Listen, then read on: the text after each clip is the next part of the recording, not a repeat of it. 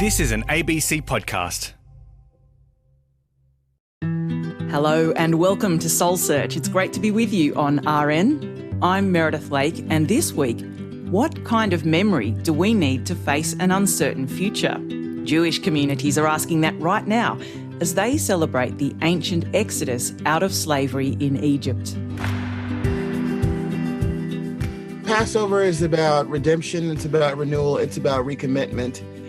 It's about having faith when faith seems like the least thing you need. Passover is also very dear to me and important to me, if not only because my ancestors, in an immediate sense, were enslaved. And Pesach is about finding your way out of a narrow place. Michael Twitty is a culinary historian interested in his roots as an African American and as a Jew. Michael will join me a bit later to talk about food and memory and why he's given the traditional Pesach Seder plate an Afro-American twist.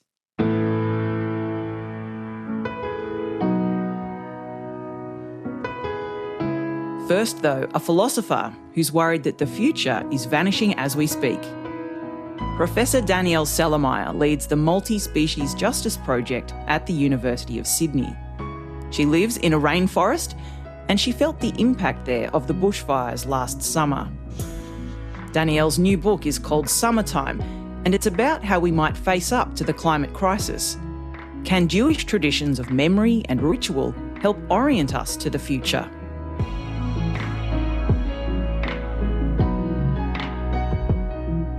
I am blessed to live in some of the remnant rainforests on the southeast coast of Australia. And that world retains all of the richness and complexity and aliveness that land and waters can have.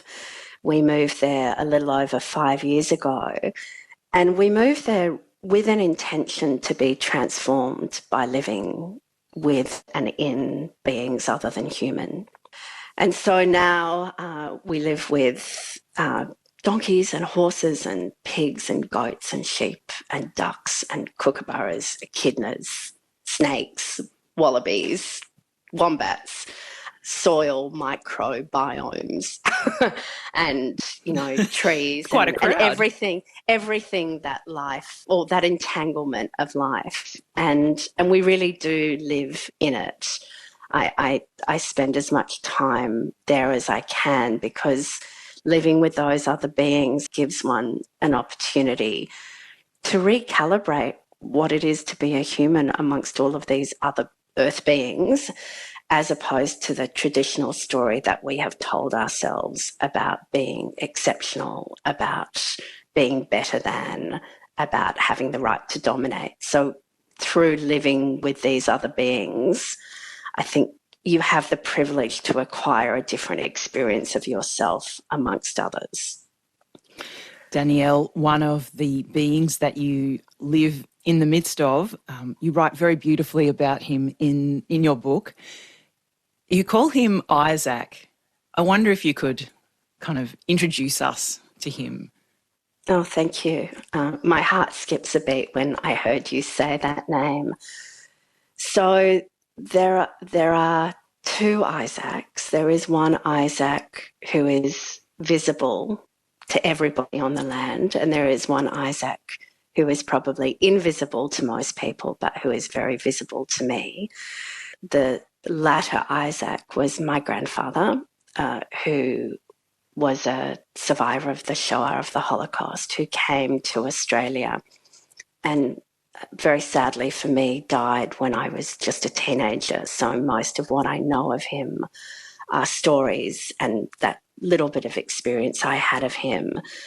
But what I do know is that he lived for the future. And so the fact that we are able to have this land is because of that Isaac, because that Isaac thought forward to what would 7 generations beyond him need in order to live flourishing lives. Why did your grandfather have that concept of 7 generations? My grandfather he was brought up as an Orthodox Jew. He was actually a very unusual man religiously. So when he was in his late 70s, in the early 1970s, he started doing transcendental meditation, which gives you some sense of his courage, his spiritual courage and his willingness to go beyond what he had been brought up with. But deep in Judaism is this notion of l'dor v'dor, from generation to generation. And so the texts and the practices of Judaism are always moving back into memory and forward into those who will come after. So I think that notion that one's life is located within a much larger arc of time, and that one has an ethical responsibility to live both according to the ethics that you have inherited, but also towards the possibility of life that comes after you, was very much a given for him. It doesn't mean that he didn't work on it. He did work on it. He read, he prayed, he practiced. But I think that was how the world occurred to Isaac. And so when I turned 50, I realised it was my turn, that I needed to be living my life as much as I could towards future generations. But 1951, when he came to Australia, is very different to, the 2010 or 2014 as it was for me. And it was that idea of living for future generations that had me move to the land, because I thought that future generations would need water and land and places to grow food. That's what I looked at. To the best of my ability, that's of course not all they're going to need, but to the best of my ability, that was what I would see. That investing in property, as he did in the early 1950s, was not what was needed. It was to think about, how do we care for land? And this is where you met the other Isaac, the first Isaac. The first Isaac. So as you walk down through the rainforest to the river, there are some magnificent tall trees. And when you look around, you actually realise they're a family of trees. They're quite similar and they're a reasonable distance from each other, but they're obviously in relationship with each other. And down through the thick of the forest, there is one tree who is enormous, reaches up, up through the canopy into the sky, down into the roots of this dank, moist earth. And I think, I haven't done it, but I think it would probably take a good 8 people, with their arms outstretched to capture his circumference. And this tree is such a source of life, shelters animals, all sorts of birds live in him, all sorts of other trees grow on him. And that tree struck me as such an awesome being, and I use that word choosedly, that I called that tree Isaac, in honour of the other Isaac, and so that the other Isaac could have a physical presence for me on the land.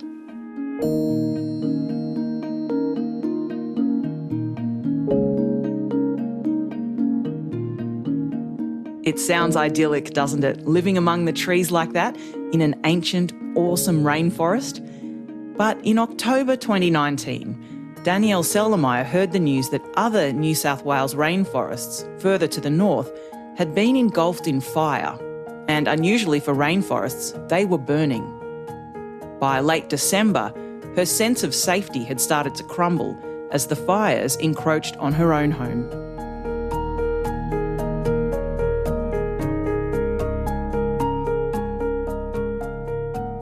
Our preparations intensified, and on the night of December 30th, my partner and I had packed a truck full of our precious belongings, and he had left very early on the morning of the 31st to drive them to Sydney, where they would be safer. Everything is now safer for me, not safe. I was making preparations to evacuate myself. So I went outside to turn off the gas and move the gas bottles, which are near the house, so if a fire came, they didn't explode. And when I walked back into the empty house, there was a missed call. And the missed call was from the person who I call M in the book, who had given refuge to Jimmy and Kate, who are two of our pigs. So we thought they would be safe with her.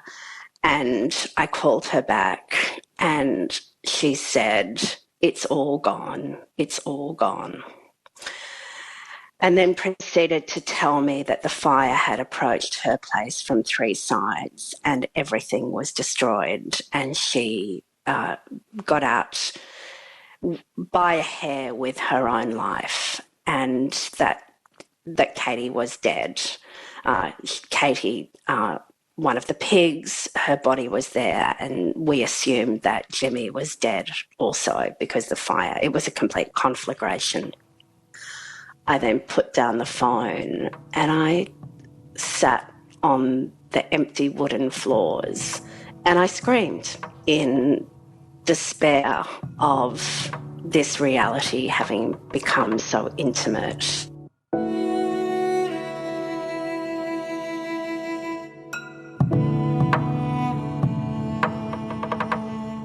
Danielle called her partner with the news. He was already on the road, moving some of their belongings to the city. Then, in search of batteries for the torch for the bushfire emergency kit, she stopped in at the shop in her local town.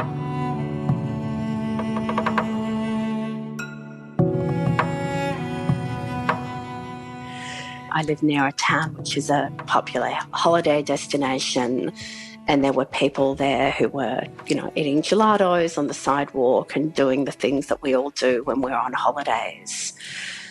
At the same time as my neighbours were packing their houses, expecting for their houses and their land and their homes to be destroyed.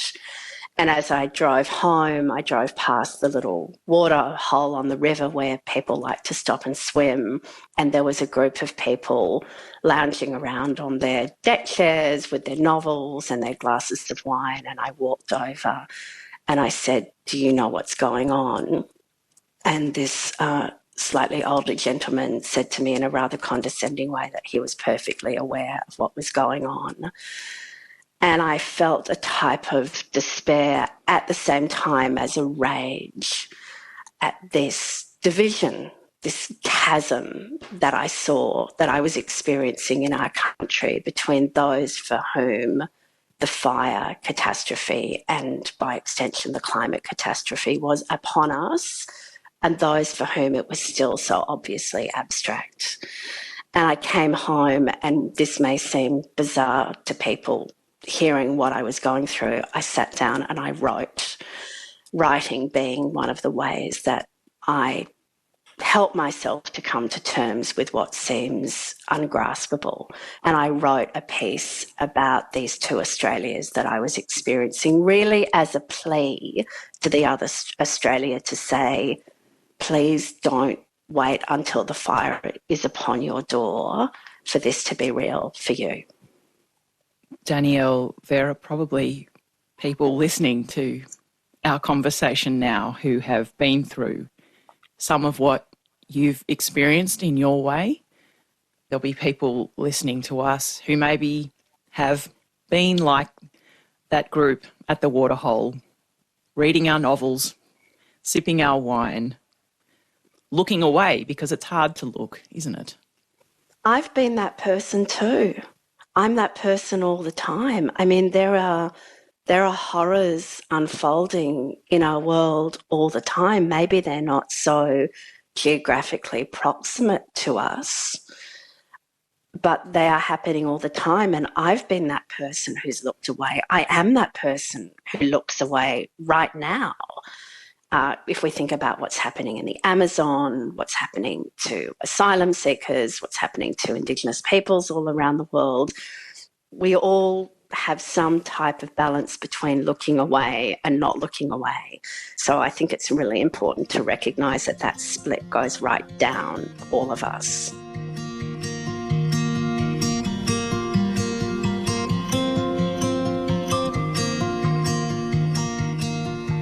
In the aftermath of the fires, Danielle Celermajer continued to write about the tragedy of the two Australias and about her pigs, Katie and Jimmy.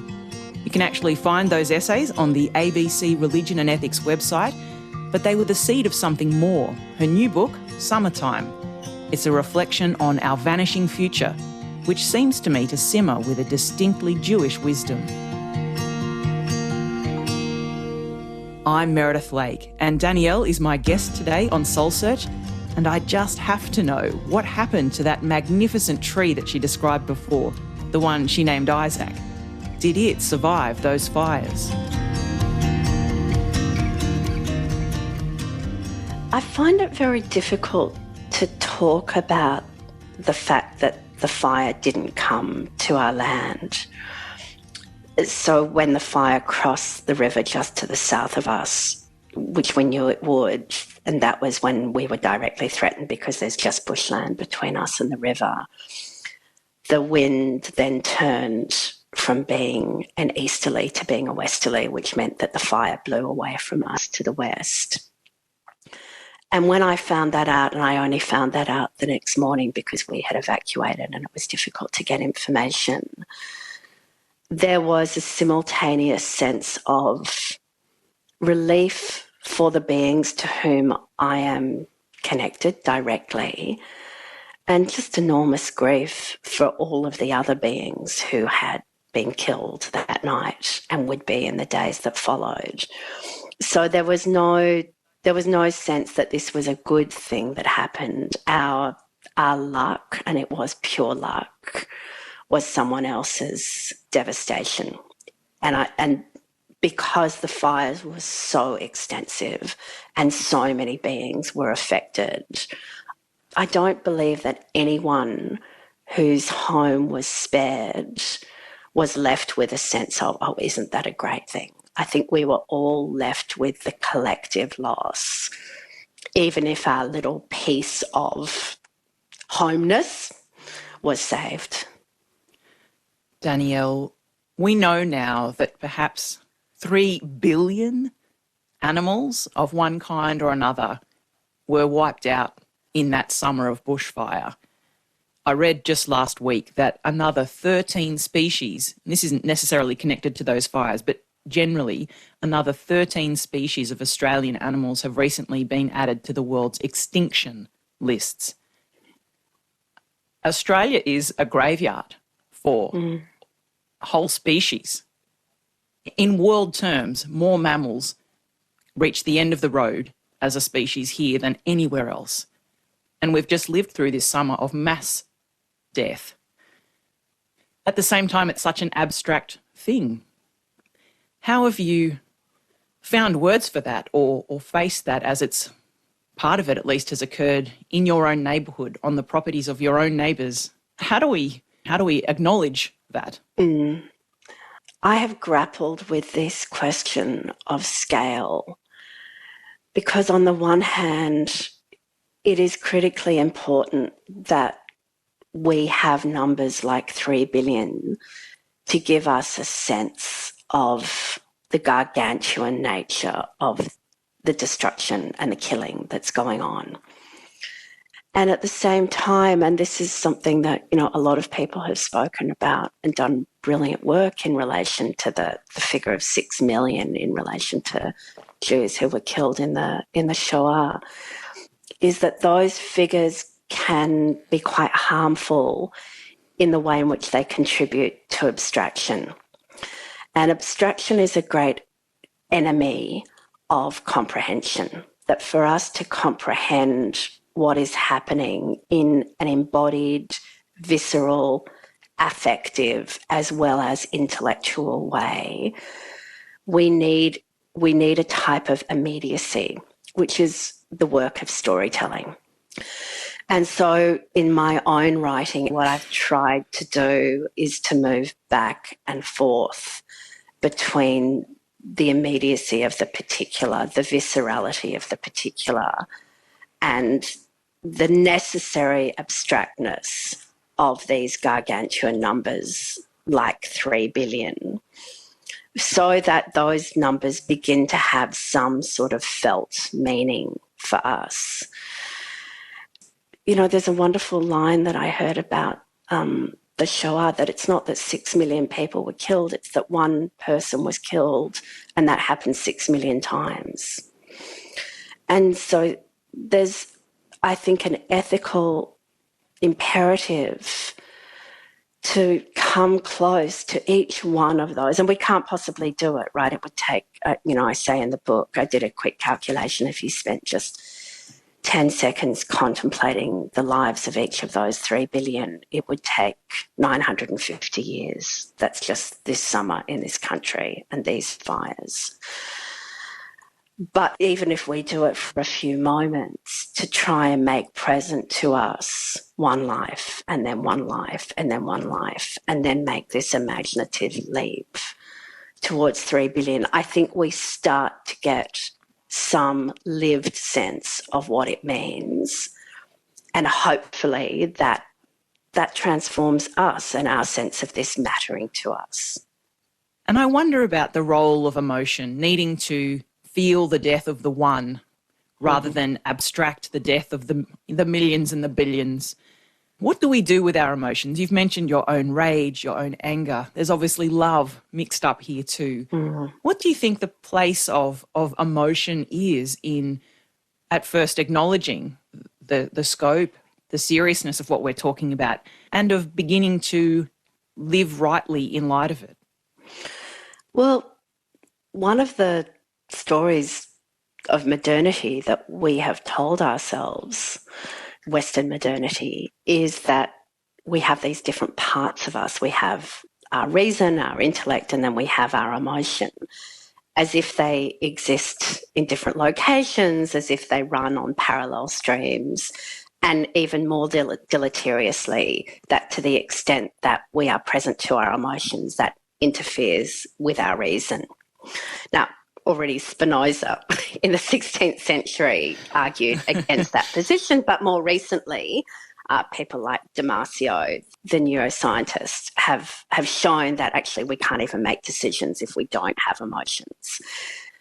And we are now being asked by the world, by the situation, I think, to hold emotions that exceed our capacity to hold them. And one of my experiences during the fires, you alluded to it when you talked about love, is that the emotions that I experienced weren't monochrome.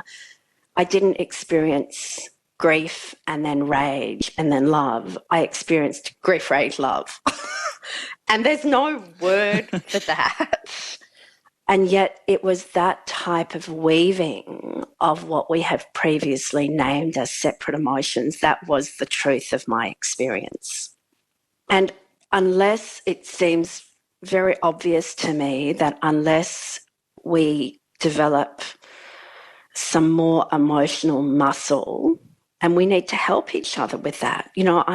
This is really painful, difficult work. It's kind of like, I think about it like I need to go to the emotion gym. I need to develop my muscle to be able to hold these feelings that exceed my existing capacity. But that is the through way to comprehension. Because if you love other beings, if you are connected to other beings, and we're all connected to the world around us. It may not be the same part of the world, whether it's a beach or the ocean or the garden or particular animals or the rivers. When you're present to your connection and your love to those other beings, and you know what is happening to them, that is unavoidably a highly emotional matter. The idea of an emotional gym, or a space in which, on our own, but certainly collectively, as you're suggesting, we build up I think our emotional repertoire, our range of emotions that we are able to name, that's part of the project, I think, but also build up our emotional muscle, as you put it. I wonder if there's a place for ritual in that. And I'm asking this because I'm very conscious that, Christians are approaching Easter, but Jews are approaching Pesach at the moment.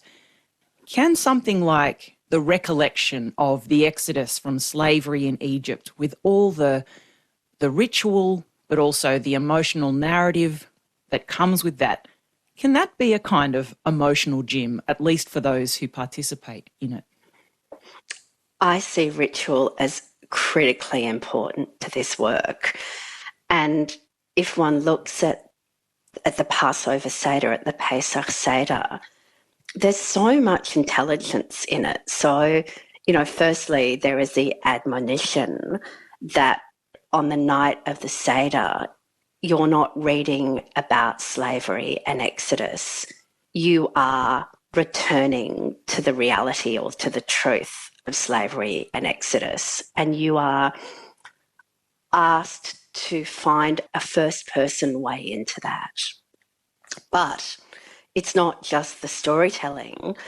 The ritual includes embodiment. So, for example, you eat bitter herbs, you eat horseradish. And the wisdom of that ritual, I think, is that you have an embodied experience of what it is to feel really uncomfortable in your body. Like you don't want to do it, but you do it. So you are in the presence of something that feels too much. If you have really strong horseradish, which I think you always should. So rituals that are rituals of storytelling, collective rituals, so we are there together, and that also involve practices of the body, are a model for how we might presence, because it's obviously in the present and the future, not just in the past, but presence what is unpresentable for us. And it also takes some work. I lived in New York for several years, and I was at an amazing Seder with Jews and Muslims and Christians, and we were all very politically active people. And this was exactly at the time when the invasion of Iraq post 9/11 was starting. And I remember us asking, how is it that other people are sitting around this table telling these stories and waging war on other people who are now entering the most unimaginable suffering? And the only answer that we could come up with is they're not really present to the story. They're just going through the motions, the difference between ritualism and ritual. So the ritual can be there, but then one has to be willing to render oneself vulnerable to the ritual in a way that it becomes experiential and not, again, abstract. Do you hold a Seder yourself these days, or how do you build that kind of ritual into your own texture of life? What form does that take for you, given everything that you've had to face and live through, and what kind of conversation that you're now opening up with your writing and your work around the climate crisis? Judaism is a completely collective religion. You can't, I joke and I say, you can't be a Jew by yourself.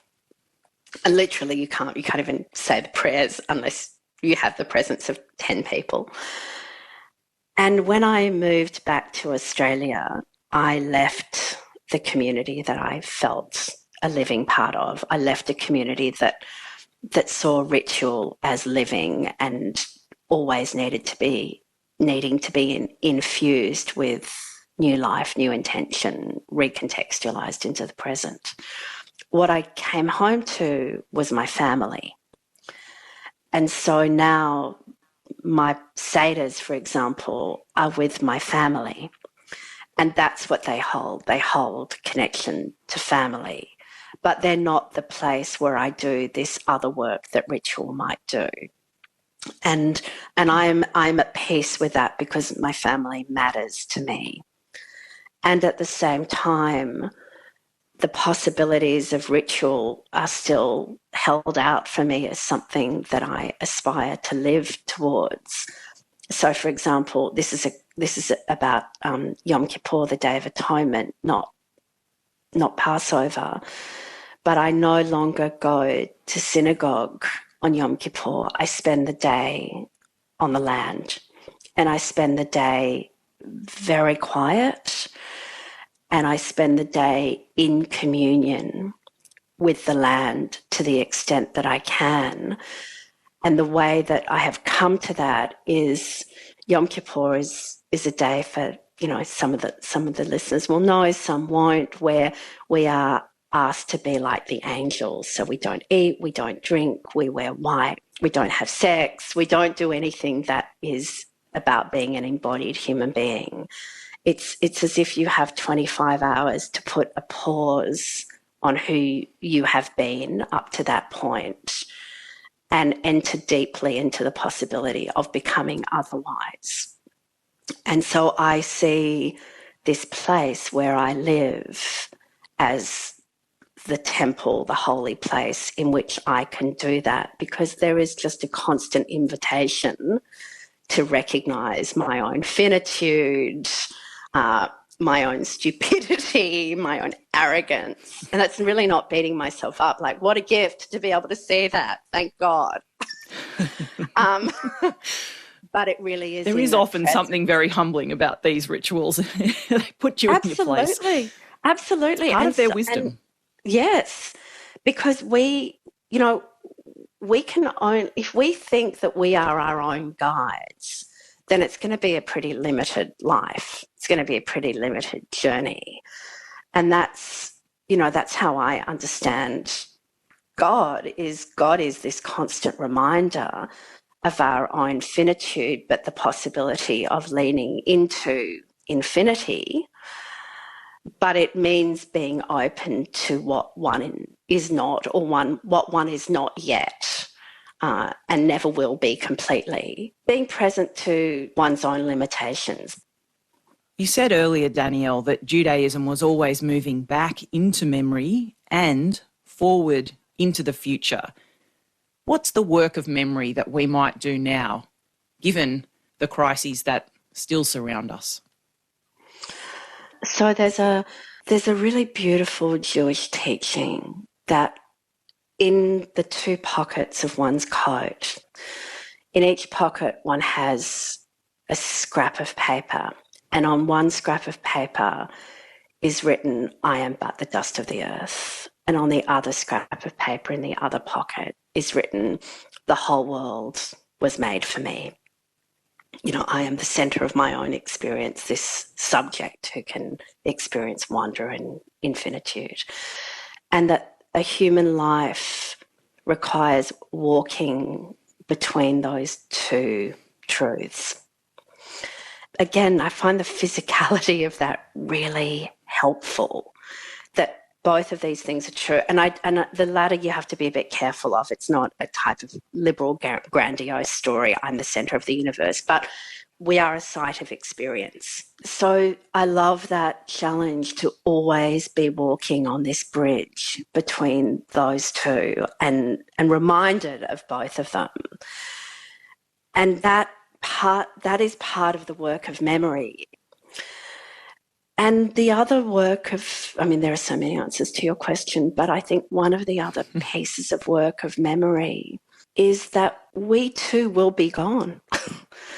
And I often remind myself of that. I often say to myself, in 500 years, if there are people who are still telling stories, no one will remember my name. And that is such an important reminder that we are embedded in this fluid movement of becoming and storytelling and acting and making mistakes and trying to make right. But at the same time, as we have this tremendous importance to ourselves, in the sweep of time, we too will be forgotten. And if at first encounter with that thought that feels belittling or depressing, when you stay with it, it's actually extraordinarily liberating because you can relocate yourself in this much larger story that there's another beautiful teaching from the Torah that, yours is not to bring about redemption, but just to plant the seeds in the ground that one day may grow into trees that will bring redemption or bring healing or bring good. It's extraordinarily liberating.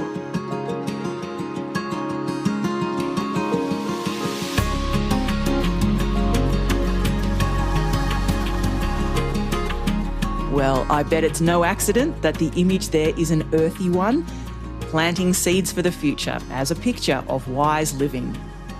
That's Professor Danielle Celermajer from the University of Sydney, where she leads the Multi-Species Justice Project. Her new book is called Summertime: Reflections on a Vanishing Future.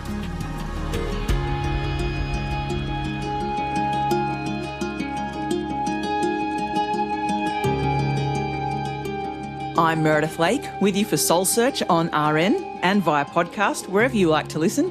And as Jewish communities celebrate Pesach this week, let's take a closer look at the stories and the dishes that have come to define it.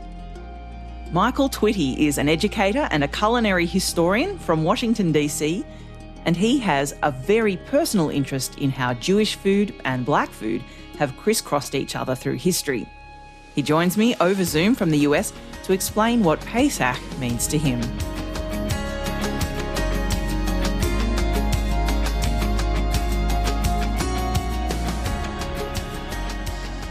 Passover is about redemption, it's about renewal, it's about recommitment.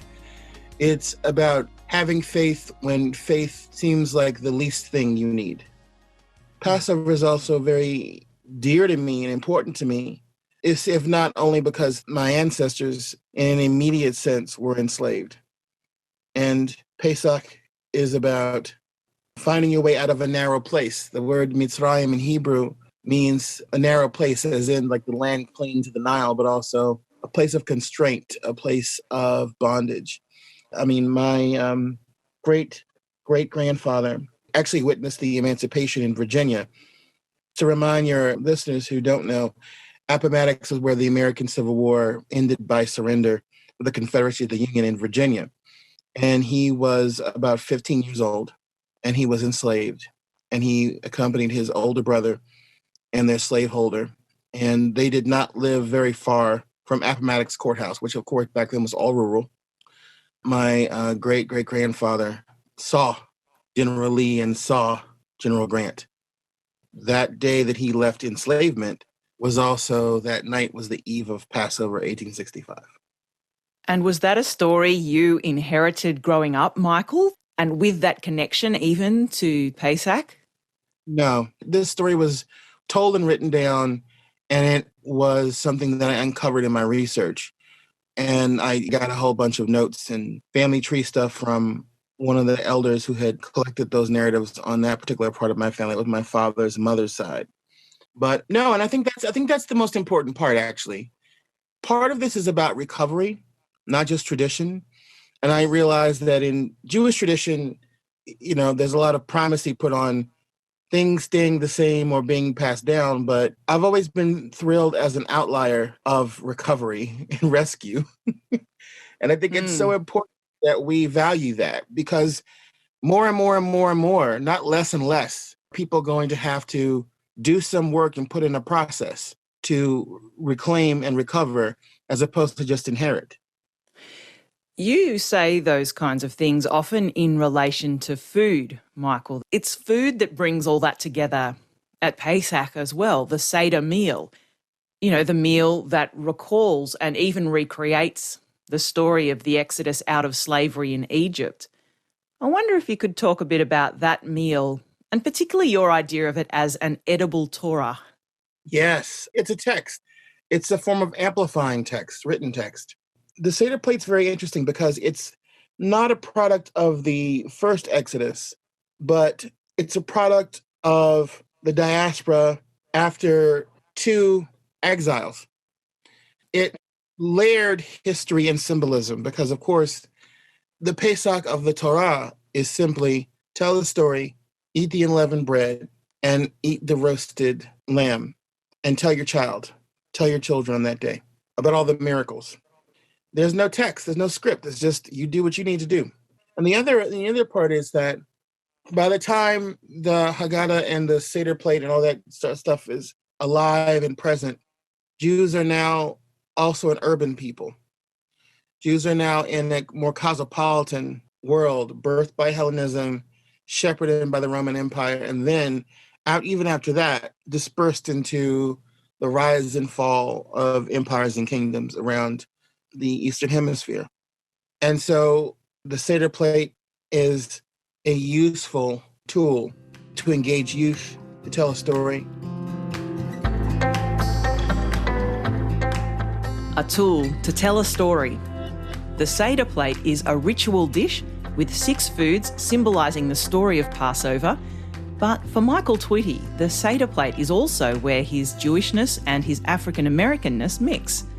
He's redesigned its elements to highlight his own ancestors' journey from slavery to freedom. In place of the bitter herbs, for example, he uses Southern-style collard greens.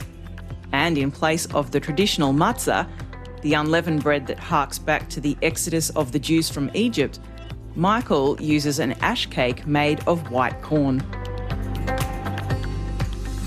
My African-American Seder plate is there because I wanted to be able to have a conversation with people who were both Jews of color and people of color who are not Jewish, with Jews who would define themselves as white, with Jews of other backgrounds, no matter what their category is, and other African-American spiritualities about what it means to be me, what it means to be us.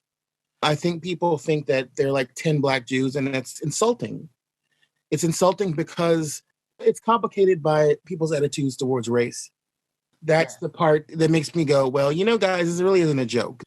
That isn't appropriate because there were children of color, Black children, brown children, especially in the years between World War II and the Civil Rights Movement, who some parts of the rabbinate in New York refused to accept as Jews. Even those who were children of Ashkenazi women who had Black and brown husbands, partners.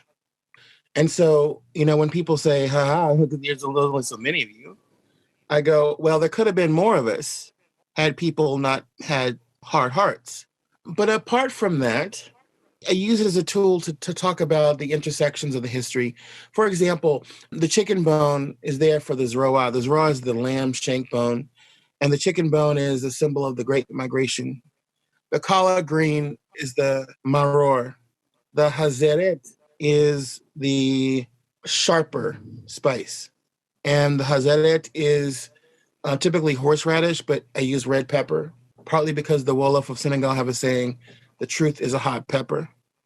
So the red pepper is also one of the key seasonings birthed by the transatlantic slave trade and experience. So they're symbols of like, you know, despite the fact we were in exile, we still made a way out of no way. We still did something. And we took the tools that we had and used them to make our new world not so much a home, but a step on the way to a better future for our children. And of course, the salt water, if I may, we talk about the tears of the enslaved in Egypt. I say the waters of the Middle Passage. I'm hearing you describe an example, I think, of what you mean when you talk about and when you speak about this idea that food is a mnemonic device, a tool of memory, and not just kind of a hangover from the past, but something that helps us live into a certain kind of place and present. I wonder if you could just say a little bit more about that and why memory is so important to the culture of food, not just in Judaism, but in African-American culture as well. I mean, you see a resonance there, don't you? Well, absolutely, because in West Africa and Africa period, food is offered to your ancestors, or food recalls the stories of one ancestors. It's the same process. Because food reminds us of the people we come from, and food also reminds us of the standards and values and ideas we have to aspire to. What's interesting about the traditional Seder plate is that many of the foods and ingredients are absolutely nothing like anything you would see in the days of the Torah. There are so many elements of the Seder plate. You had to get to the rabbinic era to really talk about the kind of spring and bitter and sharp herbs that the rabbis are talking about. So it's actually very profound that there are these layers of history that one can be fooled into believing this was how it always was. But that's another part about memory. Memory evolves and memory changes and memory is not precisely reliable. But the constants locked behind the context, not so much the canon, but the construct is what matters.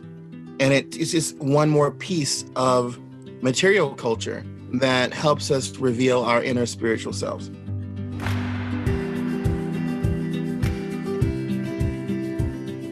On Soul Search for Pesach, I'm speaking with Michael Twitty.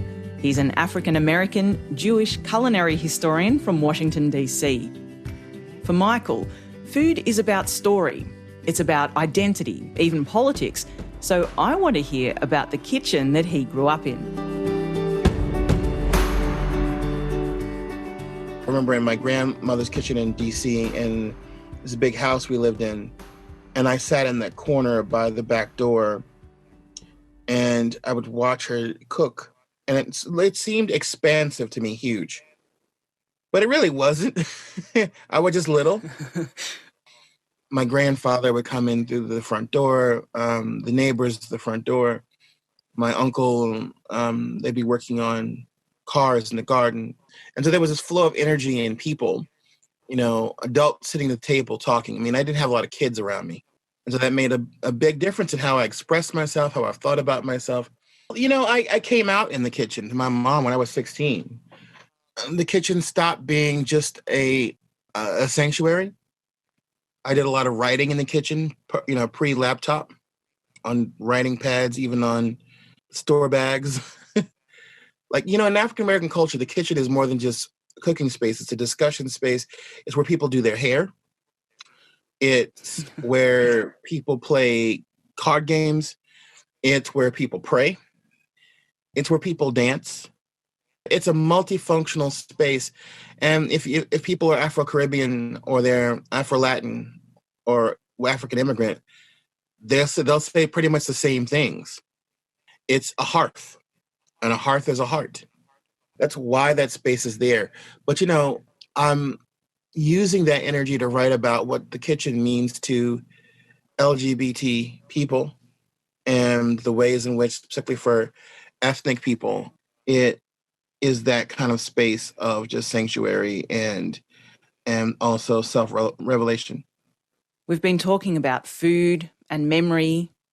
About 10 years ago now, I understand that you travelled to the South looking, in a way, for sites of memory, researching your family history, exploring the food cultures of the region. Could you say a bit about your Southern Discomfort tour? The Southern Discomfort tour was about finding my food and family roots and seeing what was left and trying to recover memory. I mean, we're not really computers. We don't carry around every single detail. And I guess for me, the important part was just trying to find out where everything fit and what those stories were and how I could weave together food into this bigger narrative. I mean, we're all products of waves of history. We often avoid noting that we are the products of those migrations, of those moments, and we have to acknowledge them. And, for me, food is a way of acknowledging that, and also talking about these more difficult areas of our national conversations about race, about land ownership, about First Nations, about immigration. All of that is bound to context of one's national story. I mean, as someone who's engaging in that, particularly around food, what does culinary justice involve? So when we talk about culinary justice, it's akin to food justice, which, speaks to acquiring healthy, nutritious food as a human right. Whereas culinary justice is about the ideas that a people has about food, especially those that are marginalized, oppressed, and othered. I remember one time this young activist said to me, well, food justice is one thing, but culinary justice seems a little elitist. And I said, well, if all you have is rice and beans and they jack your rice and beans, you do need culinary justice. You do need to be empowered. You do need to have your traditions protected and respected. It's about power, platform, and privilege. And so it's a big conversation about what it means to be responsible in a healthy multicultural society. That's why I've been a hard advocate for culinary justice, but also the amplification and appreciation of other cultures. In this context then, Michael, you've talked about how memory, in a sense, is an ingredient. But I wonder if you also see something of the future on the plate. And in your memoir, The Cooking Gene, you do write about the end goal of cooking being a kind of resurrection. I mean, for me, it's going back into these 50 to 100 different West African cultures and recovering all the things that we lost. Not all, but, many of them. There's an idea in the Akan tradition from Ghana, in which I have multiple blood, bone, and cultural connections to, of Sankofa, of going back to your past. You're going back to your past to reach and find the things that you're missing, that you need for the future. That's it right there. You're doing this act of recovery so that you can face the future with much more confidence, and also to face the future with self-awareness and self-knowledge and self-care. Part of this is about honoring the past and never forgetting. But the other part of it is using those memories and those mnemonics and those remembrances to inform a contextual future where we don't repeat the mistakes of the past.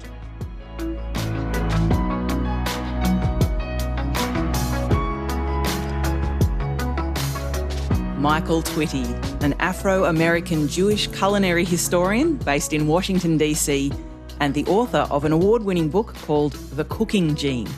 It's a riveting read, actually, all about the connections between food history and family history, from Africa to America, and from slavery to freedom. You can find out more about that on the Soul Search website, or you can join Michael's tens of thousands of followers over on Twitter. Earlier on today, I spoke with the philosopher Danielle Celermajer about life in a rainforest and how Jewish traditions of memory and ritual might help us face up to the future. If you missed that conversation, catch up with the ABC Listen app or wherever you get your podcasts.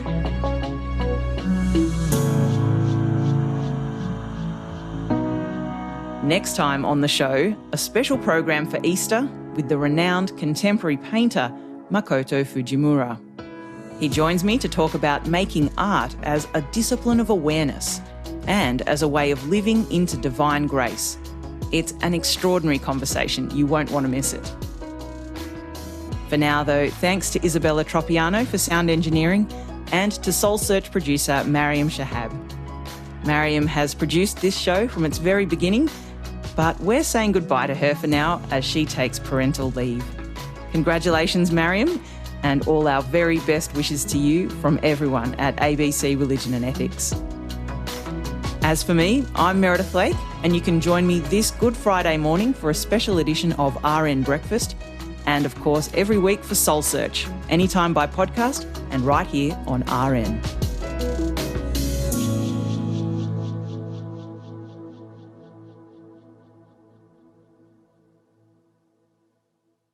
You've been listening to an ABC podcast. Discover more great ABC podcasts, live radio, and exclusives on the ABC Listen app.